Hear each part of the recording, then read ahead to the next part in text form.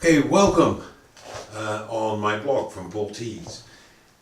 Today, as you can see, it's again the LX100 in review, and basically this is being shot with the 20mm lens, which I deemed in a previous post not very fit for purpose. So based on a question from Winter's Tale, who also had similar problems like I have, is how do you make the 20mm lens excellent for filming? Well, this is a vlog.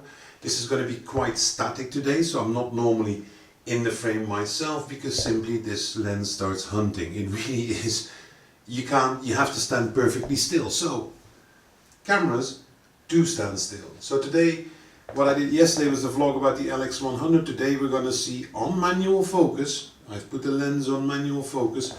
We're going to test how this lens is really behaving. So what you see in front of you is, again, this is a test more on to see how the lens is behaving. We have the LX100 here, you see my hand, and as you can see here, this is probably one of the better cameras out there. If you're a starter, I've explained this in a previous blog, it really teaches you a lot about photography. You've got the EV controls here on the button. You've got various different types of exposure and shutter speeds you can regulate here. And you've got the f-stop ring. That itself is fantastic. But one of the key things here is as well is that this camera has a great sensor. It comes packing a Leica 1038mm camera. It's built in. That is also one of the disadvantages there. So you're gonna have to do it with this particular camera. The sad thing is, or the ironic thing I should say, is really with this particular lens, you can excellently film your blog.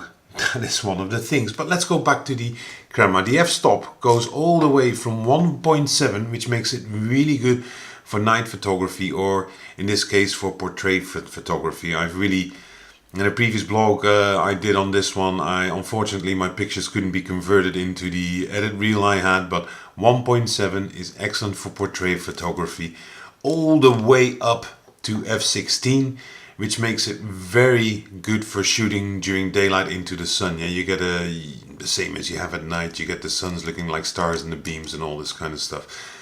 So it's really cool. This camera really has taught me about the joys of shooting stills. You know, before that I was doing everything on IA, and with this camera you really start to learn how to do things manually, and you learn so much from it, it's unbelievable. The camera has a relatively good zoom. It's really suited for street photography.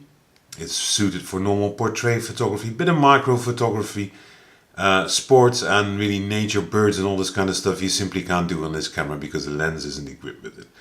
Now, since I'm such a big fan of this camera, I will actually have to sell it because I've got 6 cameras right now and you can only use 2 or 3 at the same time. So unfortunately I have to use this. This is the LX100, so this probably goes second hand with little to no use. It's about 300 euros. New, these things still are about 500. You also have the LX2, which has come out, which has a stronger sensor, and this is one of the biggest downsides.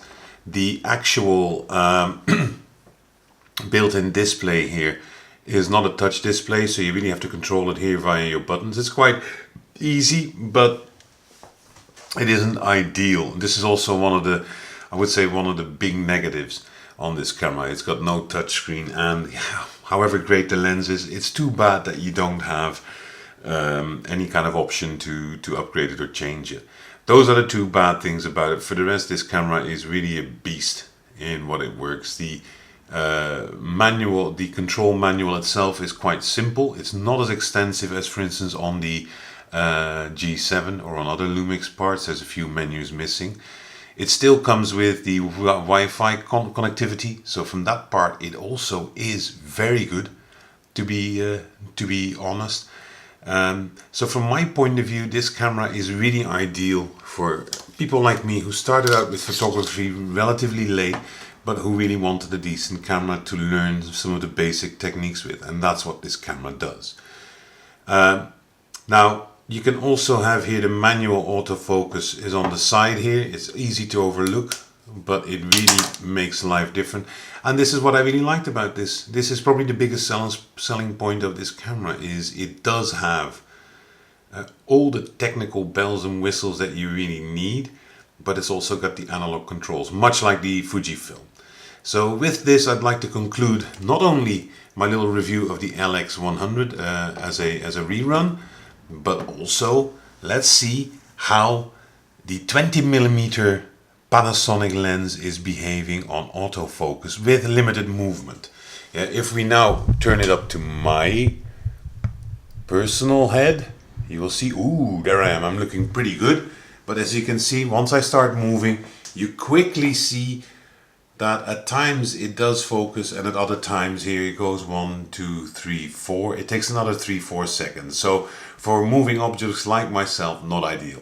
Hey guys, subscribe to my blog if you like my voice, because I've got a nice voice. My accent, not so nice. So anyways, guys, hope to see you next time.